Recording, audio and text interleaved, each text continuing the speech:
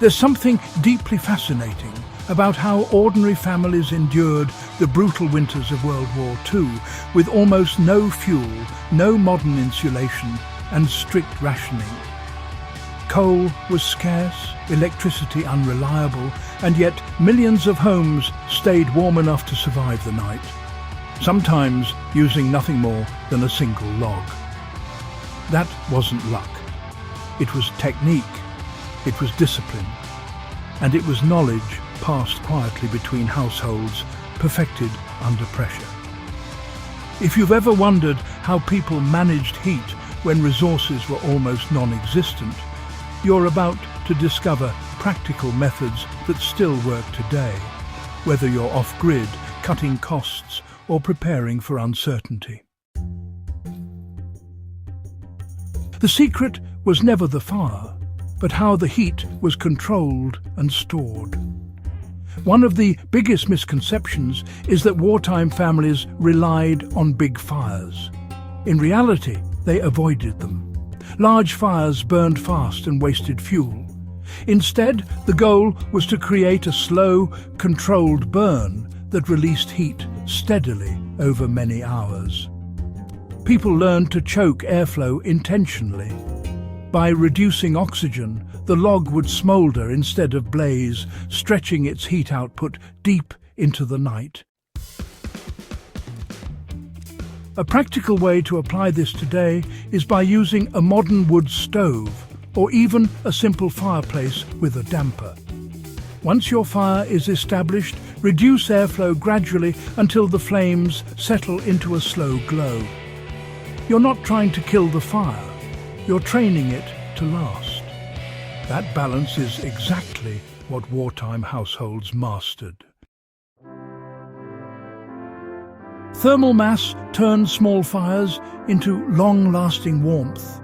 Homes during the war often relied on heavy materials like brick, stone, or cast iron to store heat. A single log burned in a cast iron stove didn't just heat the air, it heated the stove itself, which then radiated warmth for hours after the flame died down. You can recreate this effect even in a modern setting. Place dense materials near your heat source, fire bricks, stone, or even thick ceramic containers. Let them absorb heat while the fire is active. Later, as the fire fades, those materials release stored warmth slowly, extending comfort without extra fuel. This is one of the simplest ways to stretch limited resources. Night logs were carefully chosen, not randomly burned. Not all wood burns the same, and well, WWII households knew this well. Dense hardwoods like oak or hickory were prized because they burned slower and produced longer-lasting coals. Softwoods like pine burned quickly and were mainly used to start fires, not sustain them overnight. If you're applying this today, separate your wood supply by purpose. Use lighter wood to ignite the fire, then switch to a dense hardwood log before bed. That final log, placed strategically and with reduced airflow, becomes your night log, capable of lasting until morning. Airflow management was treated as a survival skill. Controlling airflow wasn't just about the stove, it extended to the entire house. Families sealed drafts aggressively using cloth, paper, or, anything available. Doors were closed tightly. Unused rooms were shut off completely.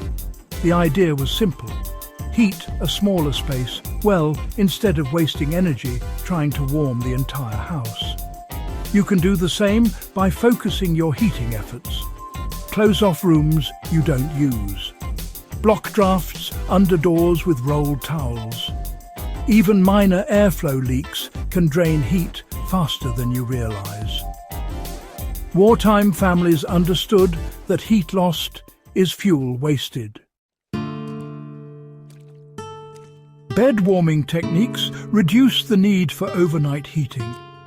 One overlooked strategy was reducing dependence on constant heat altogether.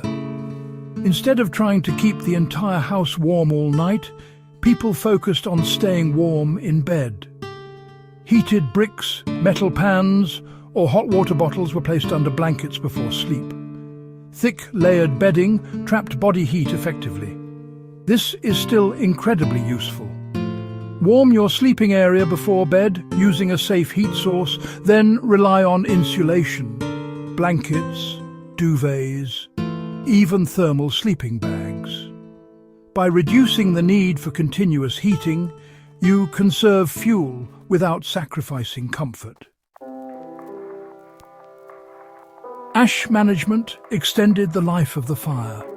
Here's a detail many people miss. Ashes were not always removed immediately. A layer of ash around burning coals acts as insulation, slowing down combustion. This was intentionally used to keep embers alive longer. To apply this, don't overclean your firebox. Leave a modest layer of ash to help maintain a steady burn. In the morning, those preserved embers can often be revived with minimal effort, saving you time and fuel. Room positioning and daily habits made a measurable difference. Families adapted their routines around heat efficiency. Most daily activities were centered in a single heated room. Cooking, reading, and even socializing happened near the stove. Body heat itself contributed to warming the space. This is practical even today. Spend more time in one heated area instead of spreading yourself across multiple rooms. It reduces overall energy use and increases comfort where it matters most. Why these WWII techniques still matter today? What makes these methods powerful is their simplicity. They don't rely on technology or expensive systems. They rely on understanding how heat behaves, how it's generated, stored, and preserved. Whether you're dealing with high energy costs, living off-grid, or preparing for emergencies, these same principles can dramatically increase efficiency. A single log lasting all night isn't a myth. It's the result of deliberate choices. Dense wood, controlled airflow, heat storage, and smart insulation. When combined, they transform minimal fuel into sustained warmth. If you found this valuable and want more deep dives into forgotten survival knowledge and wartime ingenuity, make sure to subscribe and share this with someone who appreciates real, practical history.